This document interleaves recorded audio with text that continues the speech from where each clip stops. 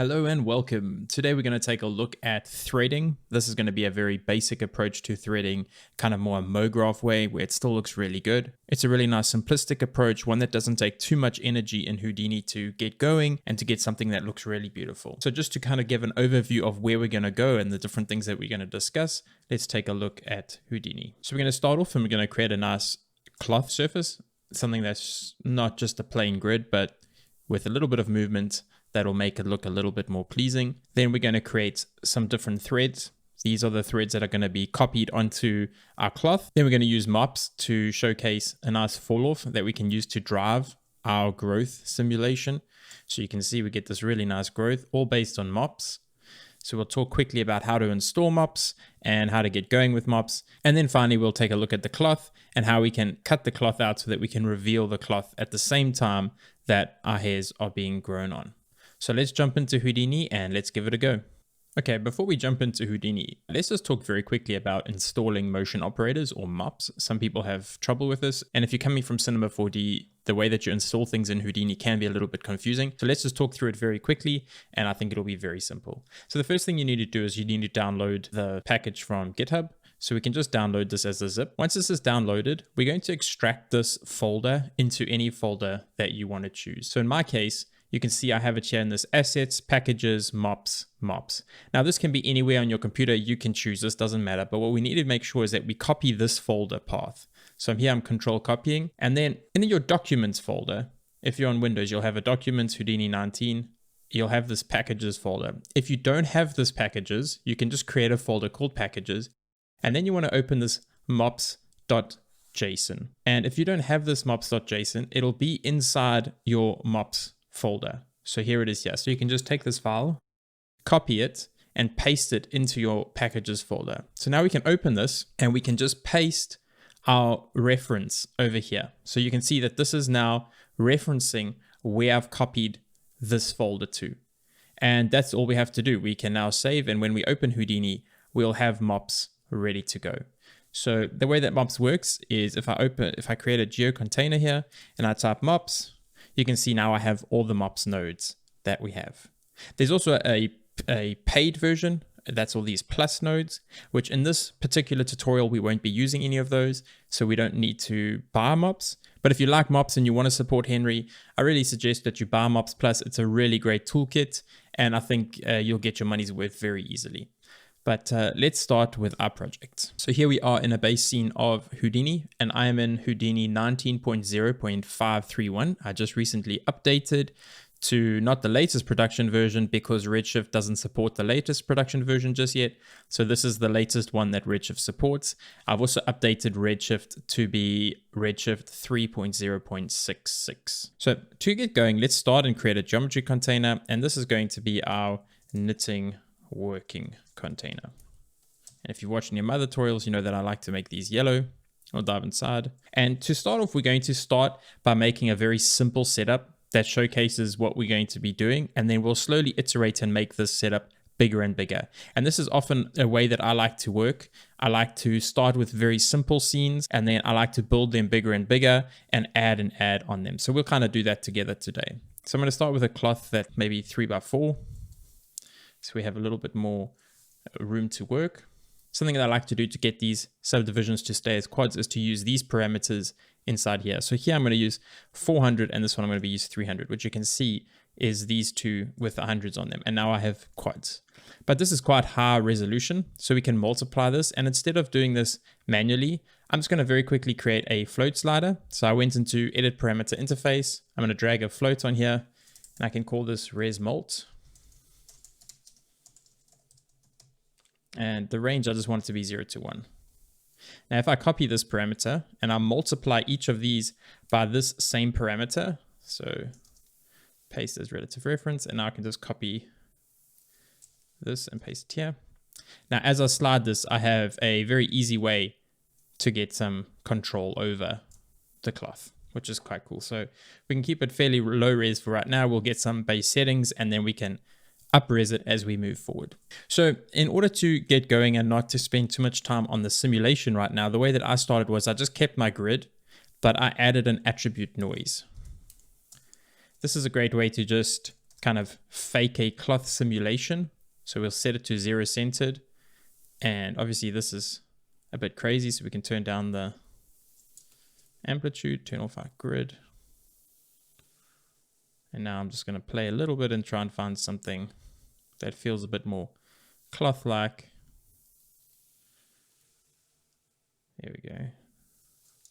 All right, so that doesn't look exactly like cloth, but for now, this works for me. And this is going to be just like a base setup that we can play with. And then eventually we'll do a vellum simulation and we'll run that. But when I'm first iterating and trying an idea, I don't want to spend too much time dialing in a vellum cloth simulation that may not be exactly what I want. So now we have got some animation and this is fun. The next thing we need to do is create some threads. So we're going to drop down a curve node. I'm going to jump to my top view, put my grid back on, and I'm going to turn on grid snapping.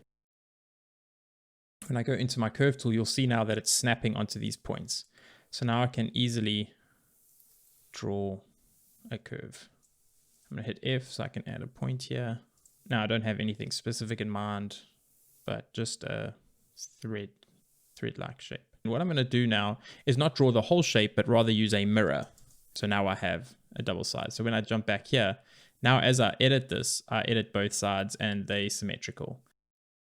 So this looks good. One thing I want to do is actually just keep this in a 0 to 1 range. So I'm going to just move this up. Great. So the next thing we're going to do is we're going to resample this. This will just give us some more points. So you can see now I have additional points, and we can make this a little bit more high res. So it just smooths it out. And we can even make this subdivision curves, so it can maybe smooth it out a bit more. And then we're going to use a fuse. And this is now going to just fuse those top points that were separated before. So if you look before at the point number, here there's 2 points. You can see there's a 27, there's a little number behind there. When I fuse it, now it's 1 point. So that's what we want, as well as in the beginning here. These are no longer 2 points. So there's our one thread, and we need this to be along the Z axis, which right now it's on the Z axis, but it's facing the wrong way. So we can just use a transform and just spin it around for us. And because we built it 0 to 1, this is exactly what we want. We can keep this as is, and everything else will drive with P scale. So let's just keep this tidy and create a null. Threads.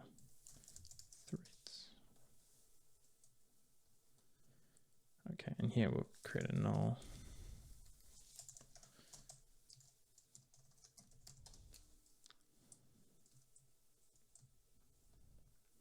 Okay. So the next thing we need to do now is we need to create some points that we can copy these onto. So we're going to use a scatter node, and we'll scatter this onto here. And now we have some points, and I'm going to turn this off, and I'm going to go into dark mode by hitting D and just picking dark. One of the problems is that because our input is animated, these points are not stuck to the surface of our animated geometry. So we need to fix that. So what we can do here is we can output these attributes, source prim and source prim UV, and we're going to use an attribute interpolate to get these to stick. So we'll time shift, and we're going to stop the animation coming into the scatter. So we're going to delete this channel. So now there's no animation coming in. So our scatter is now static, but we can use an attribute interpolate. We'll plug our scatter in the first one, our cloth in the second one. And now when we hit play, you can see that the movement is coming in, but our scattered points don't change at all. So it's a very nifty trick to use this to get scattered points to stick to a surface. Let's give ourselves a few more points. Let's just go up to 10,000, and this still looks good. Something that we need to do before we scatter points is we need to add some normals. And the reason for this is that the scattered points will then take on the normal attributes. So now we have normals coming out, which is great. Now let's move this up, and let's get a copy to points, and let's see what we've got. So we're going to plug our threads on the left side and our points in the right side. And now we have our points scattered on, which is what we want, but now they just look a little bit crazy. So let's use a Mops randomize. And this will just add a random attribute on each point based on what we specify. We're not going to use a falloff, so we can turn that off. and we want a random uniform scale. So now we have a very easy way to add some random scale. So we can choose, and let's say that that's what we want for right now, maybe a little bit smaller so we can just visualize it more easily, and we can come back and change it as we go. The other thing I want is I want some random orientation, but I don't want random orientation in all directions because you can see some are facing the wrong way. So something I like to do is just zero out all these values. So now we have what we had before, and then just do the values that I want to randomize. So here I'm going to do minus 100 and 100. So now they randomized just along this axis, and we can add a little bit of randomization in these other channels, but just ever so slightly, so that there's just a little bit of randomness across the board. And again, we can change this as we go if this doesn't look like what we want. But right now we're just setting up a base setup to see how this is going to look, and then we can start dialing in the exact look that we want. The next thing we need to do is we need to add in a Mops Falloff. Now there's several Mops Falloffs. There's a Mops Shape Falloff. And just to show you what this does, this is just a shape. So you can use a linear, there's a spherical, there's a box, and these just kind of, you can animate these. So you can do a sphere and add some noise. And if you change the scale of this sphere, you can get like a really nice radial growth. But for this particular one, I'm going to use a Mops Spread Falloff. The Mops Spread Falloff works kind of like an infection system. So you pick a group.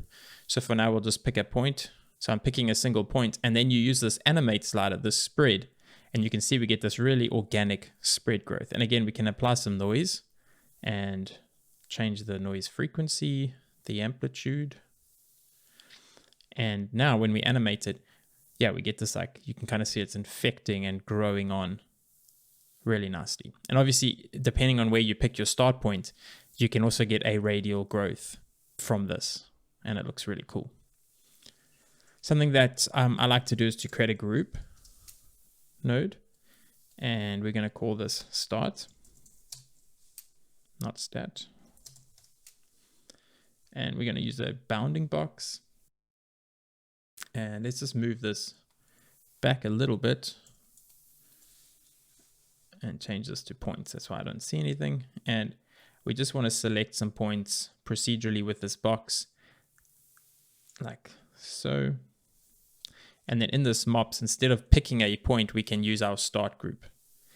And the reason I like to do this is that as I change my cloth later on, I don't want to always have to pick a different start group. And if I change my scatter now, bam, let's say I change it to 2000, my Mops still works. Whereas if I pick a specific point and I change these values, I'll have to constantly update picking my point here. And this is a much more procedural, faster way to iterate things.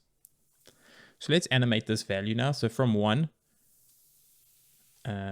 something broke. Let's just see. So something we need to do is this start group is now no longer always connected. So let's move this to our static geometry. So now the start group isn't going to change. So now we'll always have this, so we won't get that bug. So let's go up to maybe 120 frames, and we'll just drag this spread falloff until it's covered our whole cloth, something like that.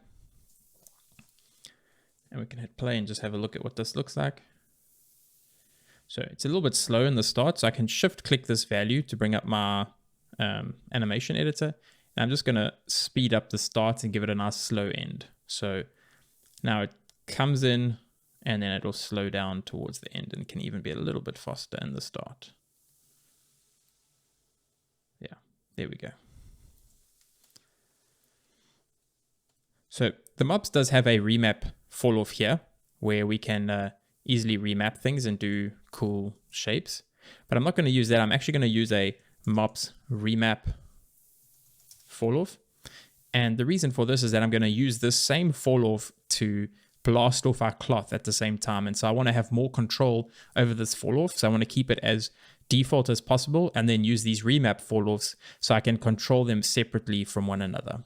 So we'll preview this fall off now. It's exactly the same thing, but now I can shape how this fall off is going to look. And I know that I want a nice fast growth. So this is going to be the profile of the way that these threads are going to grow on. And I know that I want my profile to be like they're going to grow big and then they slowly going to grow smaller. So this is going to be the growth animation of each thread. So they're going to go big and then slowly they're going to fade down like so.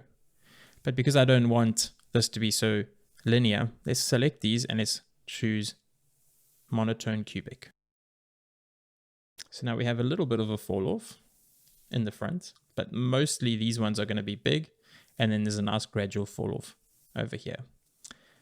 And to visualize this, let's drop down an attribute wrangle. And this is going to be set p scale.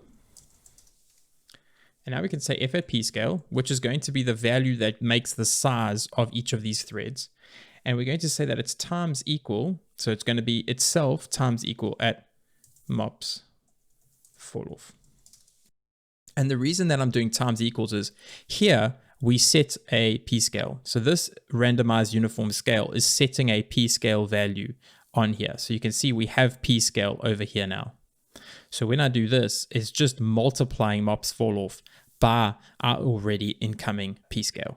So now when I hit play, you can see that even though these points are still here, the p scale is now set to 0 because mops falloff is set to 0 over here. So now as we move this, you can see that this is changing the values of these threads. We can also go in here and just change some of these values. Let's make them a little bit bigger. So something else I like to do is to use an attribute adjust float at the very end. And this is going to be our final p scale adjustments. And basically what we're going to do is we're going to again multiply our incoming p scale, which is already set to a random number. And now we can just very easily at the very end here dial in some more random values. And we can also go into the seed number down here and just change it so we get something random. So now each number has a random value. Something else that's cool is to set this to a noise. And now we have control over the noise. So you can see that instead of them all being randomized, we can kind of get different patterns where they randomize in different spaces. But for this one, I ended up just using a random just to give me some more control over what these look like. Something like that looks cool. And now if we scrub through, you can see we get this really cool growth effect. Let's quickly set up a camera so that we have something static that we can always refer back to so that we know what we want to look at. I'm going to use 1080, 1350 with a value of maybe 130 mil lens. And let's just have a look at our cloth and get this into view.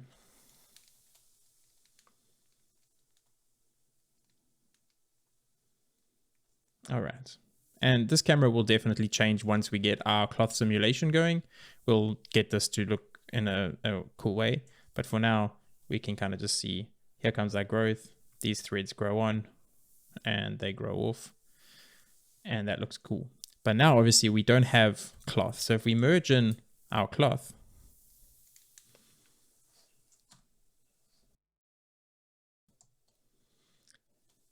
you'll see our threads grow on, but our cloth is there the whole time. And so let's fix that.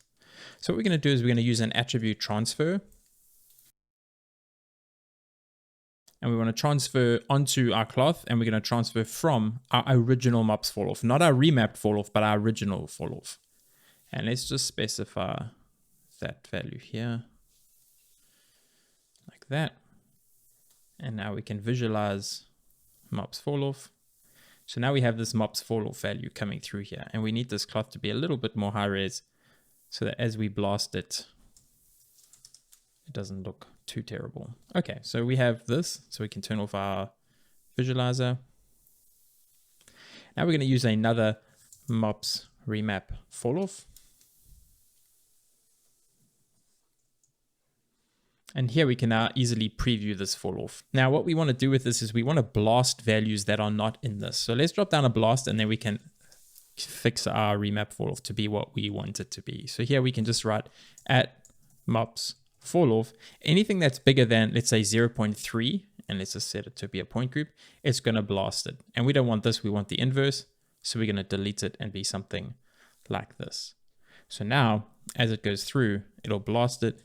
And if we look at the threads, it's doing a pretty good job of keeping it, but it's not 100% what we want. So what we can do is we can kind of clamp these values. As you can see here, it's just shrinking these values in and we're blasting a different area.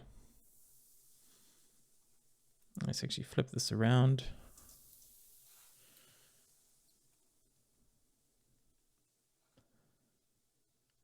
And change this. This is just, for me, I prefer to keep it this way around. And depending on what we want, we can also shrink and grow it with this input max. And you can see we need it to come back just a little bit because it's growing on while these hairs are still growing.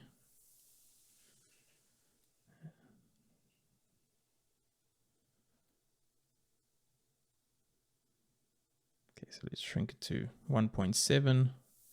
And I'm just doing this by eye. This is no hard and fast values.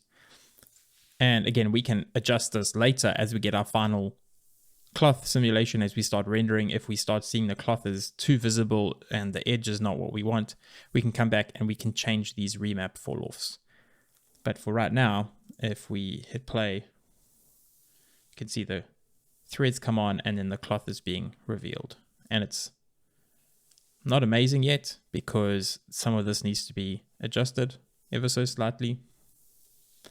So let's just fix this a little bit so that we don't have so many up front. Let's actually change these ones to become B-spline. Make a nice rounded front arch.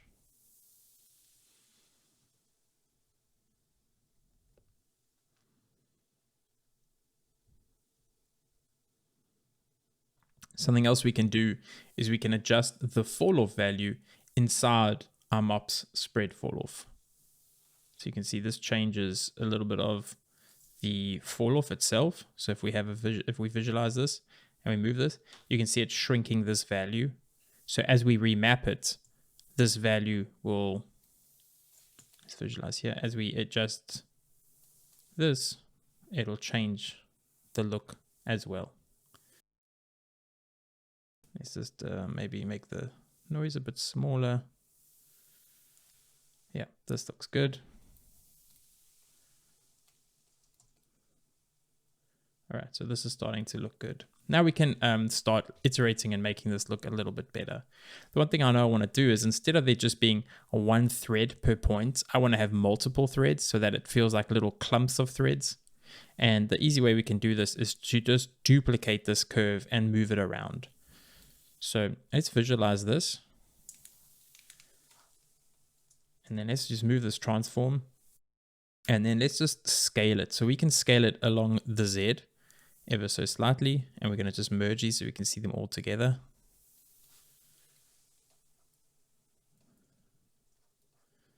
So let's just scale this to be something a bit bigger like that. We can rotate it a little bit and maybe make the overall uniform scaling a bit better. And again, I'm just doing this by eye. I'm not doing anything specific. But yeah, something like that. And we can do another one. And maybe this one we go the other way, rotate it a bit more. That way.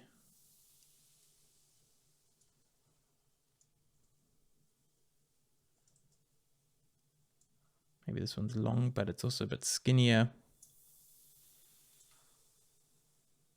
And let's do one more for good measure.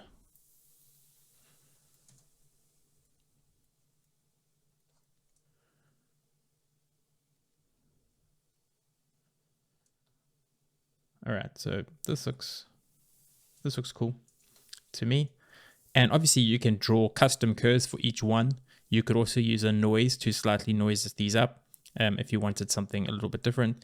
But for me, for right now, for what we're doing, I'm going to just keep it like this.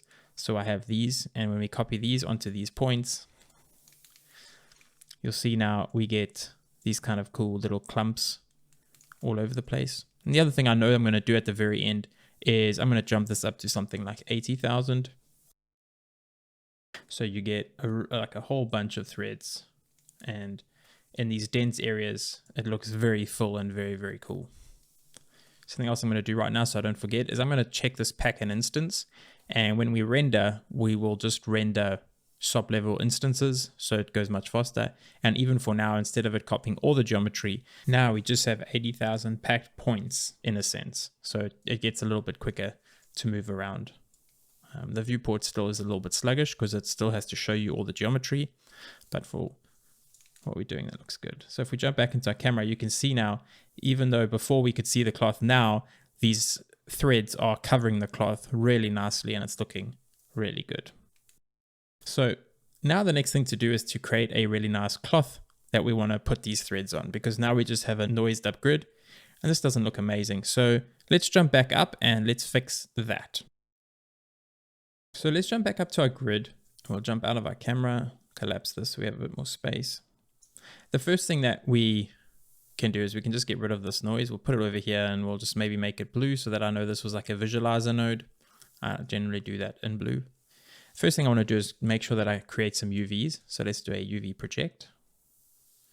And let's just initialize that. And we can check our UVs over here. So we have some UVs now. And something else that I eventually knew that I was going to use is a color. And I wanted a color that was like a gradient that stretched across from here. Instead of doing this just in Redshift, I knew that I needed something that I could map the hair color to. And although this gets more into the rendering side, I wanted to set that up before I cached out my Vellum simulation. So we'll set that up now, but we'll talk more in depth about this later when we talk about rendering. So I'm going to use an attribute adjust color. And this is kind of going to be just like a rest position of color, if you would call it that. So I'm going to use a bounding box and I'm going to set it along the Z axis. So now I have this, but I'm going to change this value to be grayscale. So now I just have a black to white and I'm going to change it. So it's black one side and white the other. And the reason I'm doing that here is it's linked to the bounding box. So if this grid moves or it undulates or changes, the colors will change based on the bounding box. It's not mapped to the UVs at this point.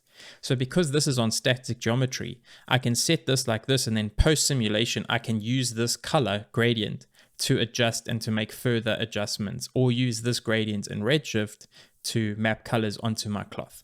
So I'm kind of using this as a rest attribute, but I'm just using color because it's more visual and I know that I want to use color in rendering. So let's create a Vellum cloth constraint and let me just go back to frame one, a Vellum solver.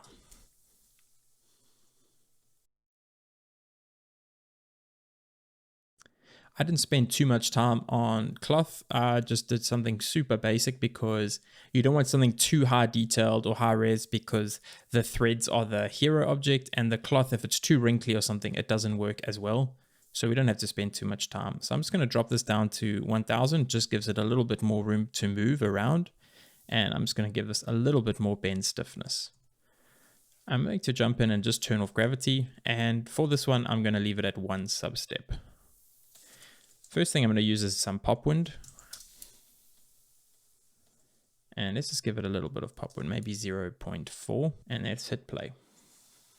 All right, that already looks pretty good. If we jump into our camera, you can see that these edges start to lift up. And I want the cloth to kind of be mapped in place, but I want there to be some nice movement on the cloth. I also know that this noise is a little bit too big. So let's turn the amplitude down to 0.3. And let's jump back out and drop down a Vellum constraint. And I'm going to use a pin to target node. And instead of doing this procedurally, I'm just going to select the edges. I'm going to select one point and then hit Shift A. And now I can select one edge, and on the other side, I can do the same, Shift A. So I've got these edges and I hit enter. Now it's going to pin these edges. I don't want them to be a permanent pin. I want them to be soft so that there can be some movement, but not so much movement. So they can move, but their ideal goal will be to stay where they are. So you can see they're not allowed to pull up too much, but we get a nice movement of the cloth and it doesn't feel like they pinned into place. So this is already looking pretty good. But something else that I knew I wanted was to get a bit of a directional force going along in this way, so that it just felt like the threads and the cloth were all moving in a direction. So I'm going to use a pop axis force, which is one of my favorite pop force nodes. And I'm going to move it to be along the X axis. Let's just make it a little bit longer, thinner. And I'm going to animate this moving forward. So at frame 1, we want it to be over here. 2. Keyframe. I'm going to turn off my simulation over here and let's go up to maybe frame 50 or maybe 60. And we're going to just animate it across, which I guess will be -2. Yeah, perfect. And maybe let's make it go a little bit further. So now we just have this moving through. In the speed tab, we can just change the values a little bit so that it's something like -3, and we don't want any lift speed, and we can make suction speed. So it'll suck the cloth into this white section of the pole. Let's turn our simulation back on and let's hit play. And this is still really fast. You can see we have this wave that comes through as the pop axis force comes through. We jump into our camera. Yeah, that looks cool to me. I like just the subtle movement that we can then tie the threads to so that they're going as this cloth is moving. And then we get some nice gentle cloth movement here. We can also move our camera a little bit so that we see more of the cloth. There we go. So at this point, just to show you what this attribute adjust color is, I can drop this into here. And something we can do is we can remap attribute and we can change this to CD. So now we have the ability to easily map color onto our cloth based on the incoming CD attribute.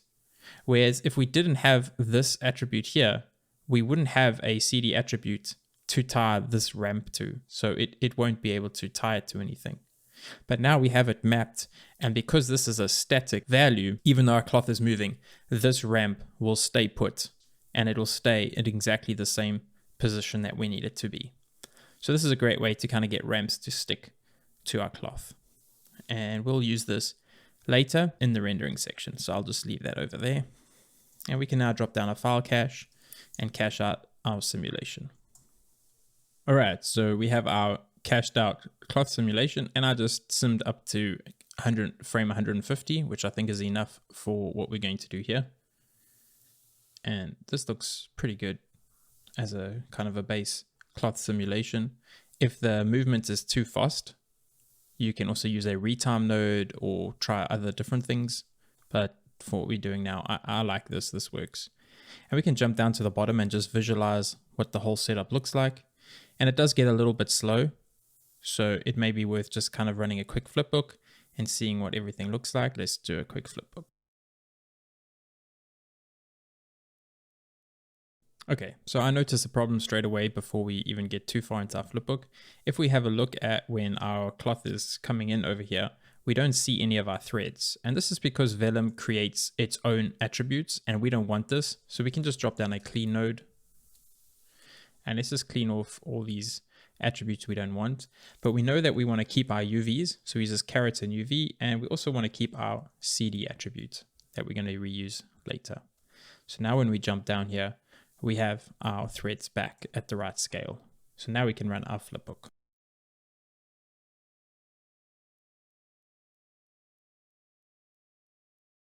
So now we have a cool flipbook, and as you can see, this is really fast. In 50 frames, the whole thing is finished.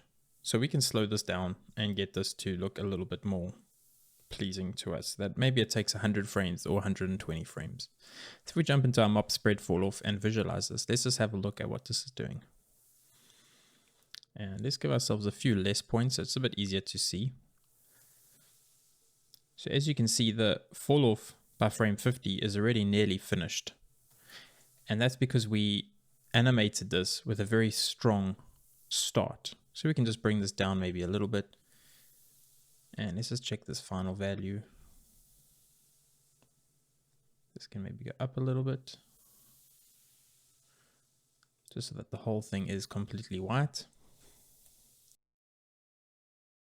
And let's try this again. So it comes in, it's not too fast. And we can even maybe slow this down even more. Maybe what we do is we have it come in fast over here, but then the rest is slow.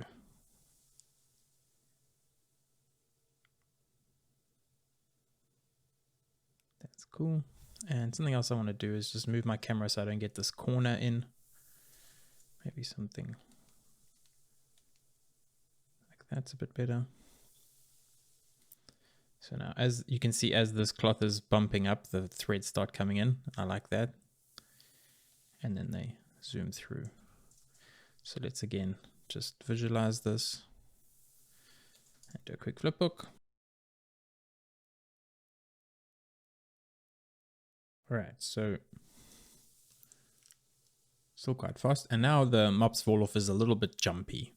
So you can see here there's just a lot of jumpy. It feels more jittery than smooth and fun. And there's a huge gap here. So let's fix all these problems. And I think then we're very close to where we need to be. Oh, the other thing is that we have a lot less points than we need. So let's jump this back up to 80,000. That looks nice. And let's just give ourselves a slightly nicer fall off here. So you can see we're kind of creeping these ones back in.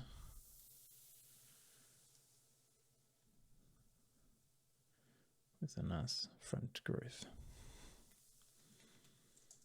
So that should cover up the cloth edge and give us a lot more. And let's see if that takes away some of the jitter.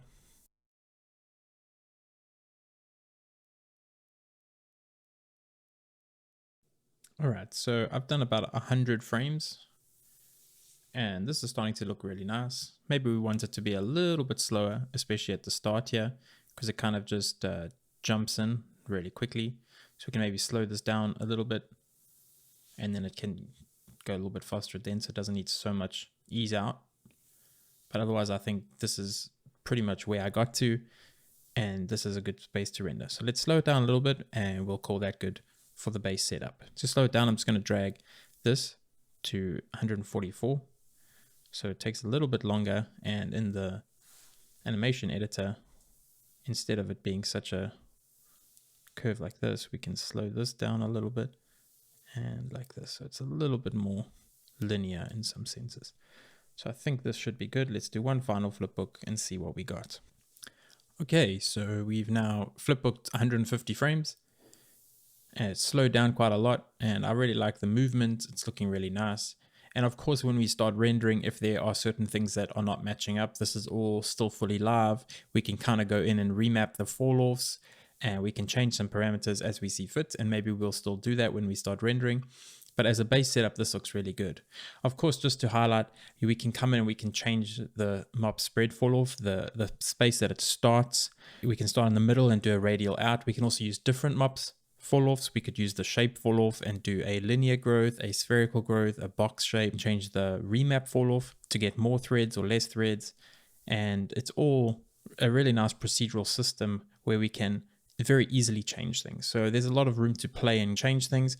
We can of course change the incoming shape. It doesn't have to be a grid. It can be a 3D shape. It could be a shirt, a hoodie, a shoe, whatever you want. As you can see, we can just scatter some points and it'll put the threads on that. So it's a really nice system. Let's stop here and we'll jump into some rendering soon. So thanks for watching, and I'll see you soon.